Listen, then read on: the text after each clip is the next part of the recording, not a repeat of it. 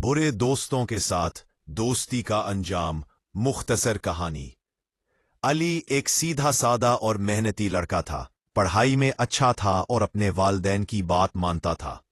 नए स्कूल में उसकी दोस्ती चंद ऐसे लड़कों से हो गई जो पढ़ाई से ज्यादा आवारा गर्दी में दिलचस्पी रखते थे।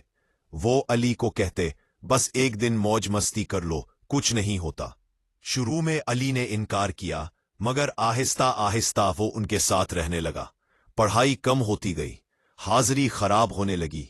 एक दिन दोस्तों ने उसे इम्तिहान में नकल करने पर उकसाया। अली पकड़ा गया, नतीजा मनसूख हुआ और उसकी साख खराब हो गई। इसी दिन अली को एहसास हुआ कि जिन दोस्तों ने उसे गलत रास्ता दिखाया वो मुश्किल वक्त में उसके साथ खड़े नहीं हुए।